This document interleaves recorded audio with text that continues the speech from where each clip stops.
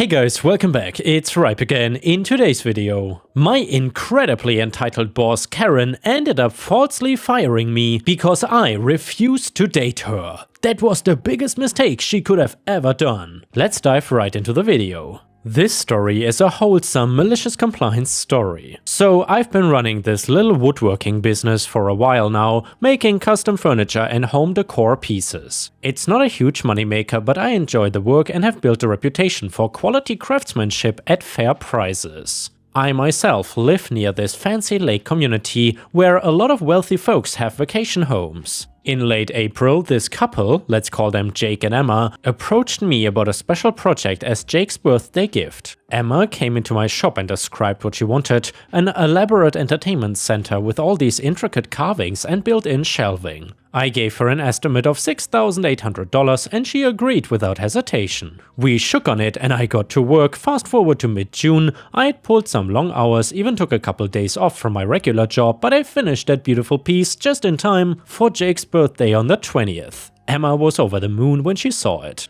As she went to write me a check, she tried slipping in an extra $6.8K, doubling the price. I politely declined, saying we had a deal. On June 25th, Jake himself shows up, gushing about the gift but wondering why I would not accept the bonus Emma offered. I simply told him, a deal is a deal. We shook on $6,800. With this sly grin, Jake goes, well then, at least let me take you and your girlfriend out to dinner 21 times, my treat. I chuckled, thinking he meant local places, and then agreed. But then he adds, my choice, anywhere, all expenses paid.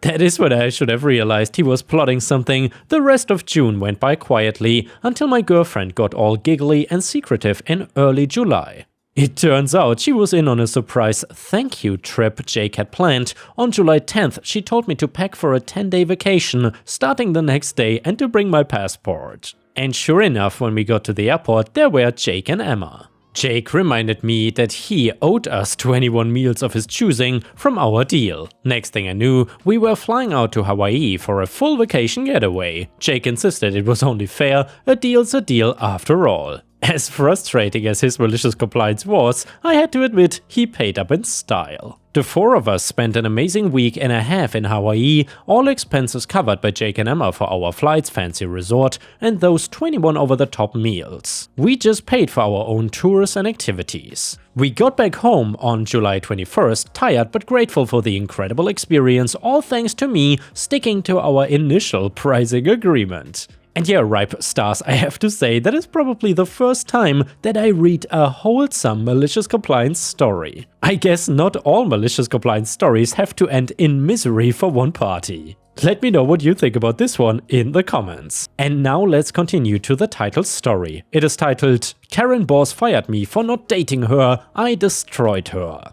In most companies, it is incredibly frowned upon to date your superior. It goes against a lot of policies and can be used against you if someone thinks that you've been given an advantage in any way. However, the company I worked for at the time this whole situation went down did not really care. More so, my boss did not care. She was the one persisting very hard that I date her, and things spiraled out of control very quickly. So I'd been working for the company for 6 months and she had been my boss that whole time. She was married and around 5 months into me working there, she suddenly got divorced. Very quickly after the divorce, she started coming over to my desk more, at first just to chat. And I figured she might seem a little lonely and out of sorts, so didn't mind. However, soon it breached that boss/employee professional boundary. What are you doing tonight? She asked one afternoon, walking up behind me. I think I'll just stay in, I replied as I finished typing an email. Stop working so hard, you're so tense, she continued as she began massaging my shoulders. I shook her off with a nervous laugh and turned to face her. Anything I can help you with? Well, since you're free, fancy heading out to dinner? I stared at her wide-eyed, not sure how to answer. Oh gosh, not like that, just as friends. Yeah, sorry, but I'll decline that. People talk and that's not really something you do with your boss. Oh, come on, Mark, it's not like I like you or anything. We are not high schoolers. Sorry, no, stop pushing this, I stated, turning back to my work. I felt her standing behind me for a few more minutes before she turned and then stormed off. I waited until I heard her office door slam to lean across to my colleague who was already looking at me with an eyebrow raised. What is her deal? He asked. Not a clue, I replied, but I'm not an idiot. Not to sound egotistical or something, but it was obvious she had a thing for me. There had been rumors of her acting kind of crazy after another employee rejected her a couple years back, but we never really found out the truth as he left the company out of the blue. After all this went down, I bet I can guess why. I would also like to say, I'm not trying to bash this woman. She is pretty, and I think if she can take away the craziness, she could have a nice personality. The only reason I didn't want to give her a shot was because of the whole work dynamic. It could jeopardize my whole career, something I thought and hoped she would understand. The next couple of weeks after our conversation were awkward. I found her staring at me from across the room on multiple occasions, with a look in her eyes that was sort of competitiveness. I could not decide if I felt like the prize or the judge. She was not really speaking to me either, just the occasional conversation when dropping off work at my desk. Until one day, "What were you up to last night?" she asked as she set some work down. "Nothing much. Why?" I replied, staring at the large pile of paperwork that seemed to be mocking me. "Well, the lights were not on in your house."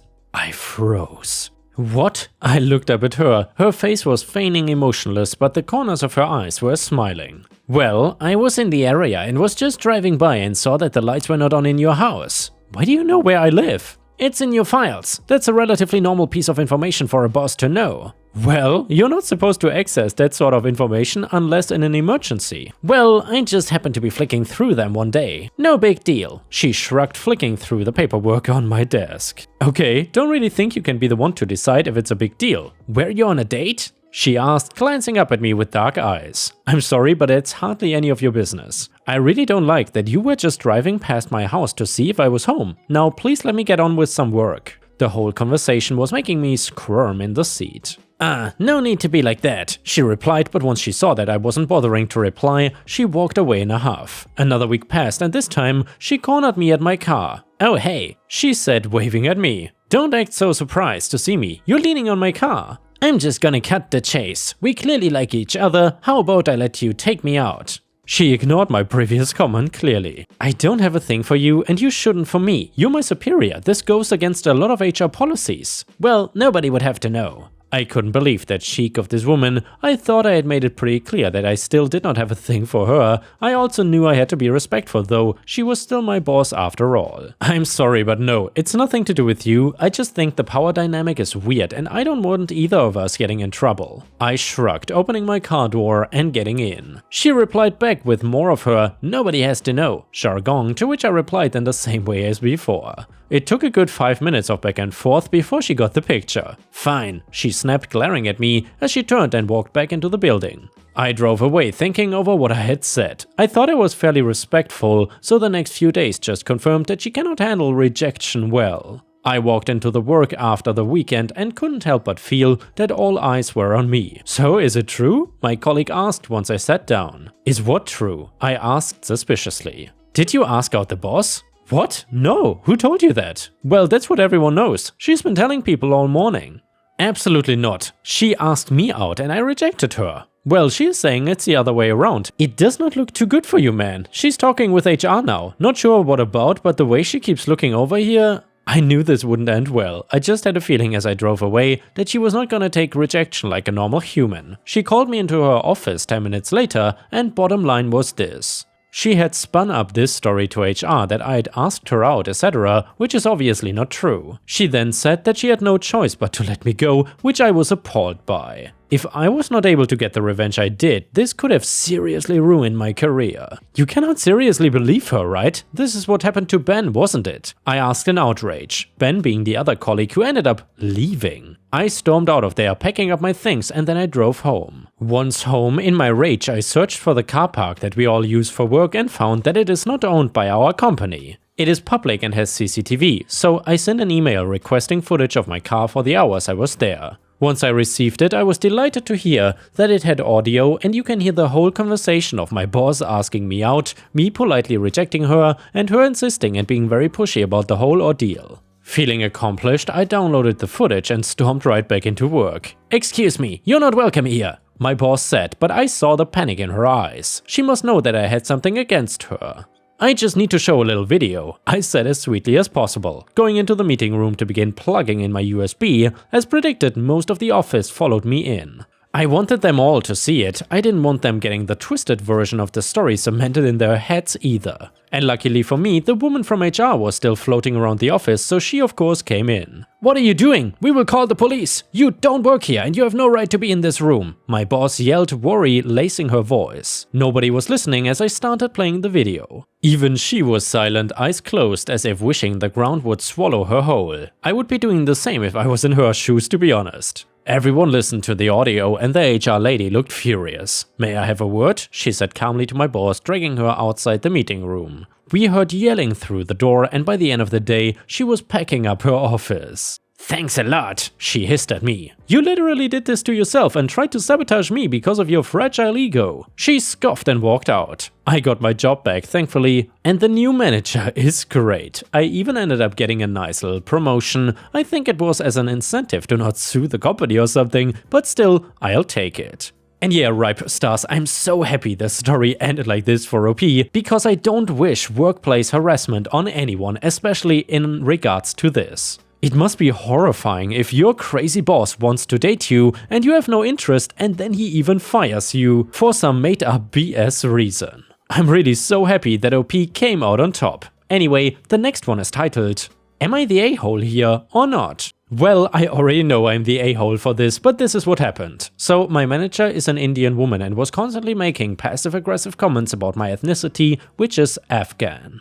I have worked at Subway for around 6 months and neither did I or any of my coworkers get along with her. She was the biggest micromanager I've ever met and would make up random rules and then would yell at us in front of the customers if we made a mistake. I know she made up these rules because when I would follow them, the owner of the store would question what I was doing and tell me that I'm not supposed to do that. She would also make racist remarks about me and my coworkers. My friend was explaining how she had to slaughter a goat for her religion, and then she laughed in her face and said, "That's disgusting." And on my first day I told her I was from Afghanistan and she said, "You're a fake Afghan, you look Chinese." A couple months fast forwarded and I had to work in the morning with just her. I was at the front taking care of orders when there was a huge rush of people. She was in the back eating food when she was not even on break. So as I'm taking care of all the orders, I like to frequently change my gloves after handling pork to accommodate my religious beliefs.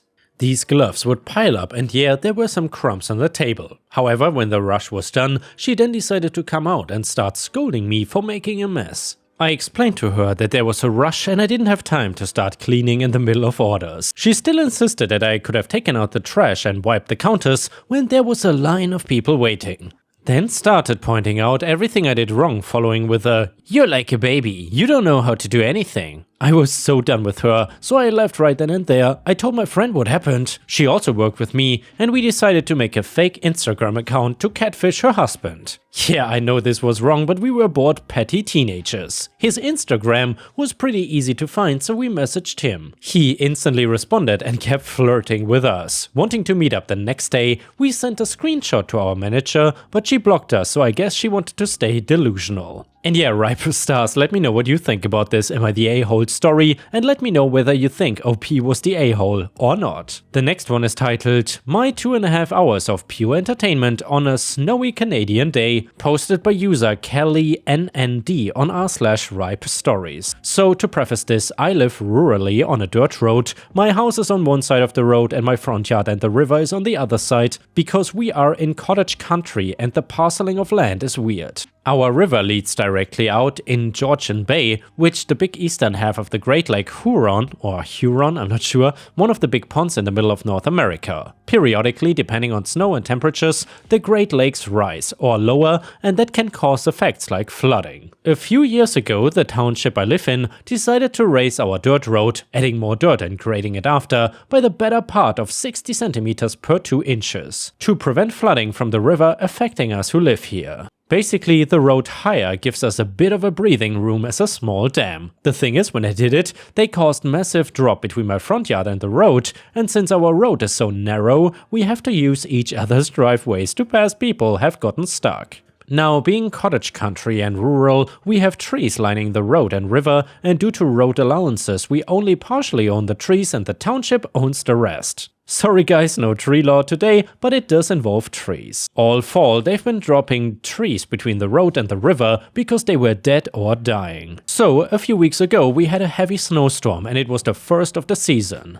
Normally, since our road is flat, they just send an F-150 pickup to plow the road due to narrowness and nothing else. I was sitting at home reading and having a lovely coffee when I start to hear the backup beeping and the sound of something big coming down the road. I thought maybe someone was getting a delivery from some brave postal carrier soul backing down the road during a storm for some strange reason and thought nothing of it, and then I realized it stopped in front of my place and I could hear a very large engine revving and revving, and I went out to my second-story front room and looked out my French doors. There was a plow truck, not the far smaller F-150, but not a big-ass dump truck on our single-lane road all set up for winter plowing, half in my front yard.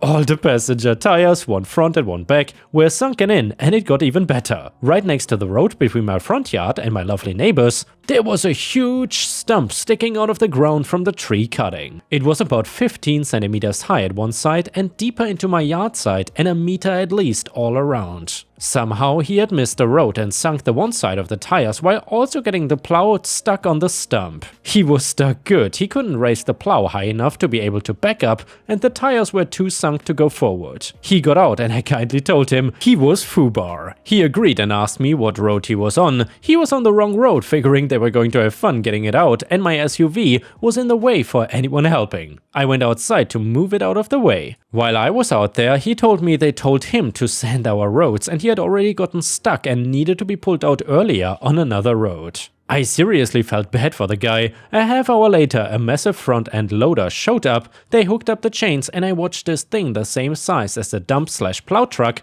bounce around and not move it an inch. Then a couple of supervisors in pickups showed up and watched as an even bigger road raider showed up, chained up, and all 6 tires bigger than me bounced around digging into our road and couldn't move it. Then another big dump truck showed up, chained up to the grader. They both tried to pull it out, but nope, did not move an inch. Finally, after 2.5 hours of one of those huge heavy-duty tow trucks they used to get semis out of ditches showed up once he hooked up, I took him a few massive yanks and then it was out. A few days later I heard the beeping again. It was a backhoe with a shovel and the guy pawed at the stump for a few minutes before leaving. Now I await the next victim. I hope it's the township again, because they raised the road and left the stumps, and that's not the only stump. And yeah, Ripe Stars, thank you so much for sharing this funny story. It reminded me of the story of a friend who lives here in northern Thailand in a slightly rural part of the province. Basically, she was visiting me here in my community and she owns a farm even further up north. So on her way there, I think it was raining heavily or something, and I think while looking at Google Maps she took a wrong turn or something on the way to the farm and ended up in a ditch. The problem was that ditch was kind of a swamp or something, and it was impossible for her car to get out. Now, one thing you have to know about Thailand is when the police help people, especially foreigners, they love to make a big story out of it, showing how good the police is, how they help people, and generally make a positive image for them. So now the funny thing is, my friend calls the police arrives and try to tow her with their police pickup truck. Well, the only issue is that the police pickup truck gets also stuck in the mud/swamp. Then they call the military or something who come with a huge truck, and they are even more excited to help a foreigner because that will look even more exciting on the newspapers. Well, then misery awaits because the military truck also gets stuck. So now you have the police and the military and of course my friend the foreigner being stuck in the same place. And well, I only knew that it took a second military vehicle to get all of these people towed away from that ditch/swamp. But of course, the next day in the newspapers, you did not hear anything about the military and police getting stuck there. Instead, it was a glorious story of the police/military helping a foreigner together. Thailand just never changes, trust me. And yeah guys, if you cannot get enough of my content, please don't forget to check out my podcast by searching for Ripe Stories on all major podcast platforms such as Spotify, Apple or Google Podcasts. Furthermore, you can find bonus content by going to patreon.com/ripeyoutube or by clicking the join button here on YouTube. For a small monthly fee, you will get access to dozens and dozens of exclusive videos you won't find anywhere else. Thank you so much for watching and I hope to see you again again tomorrow.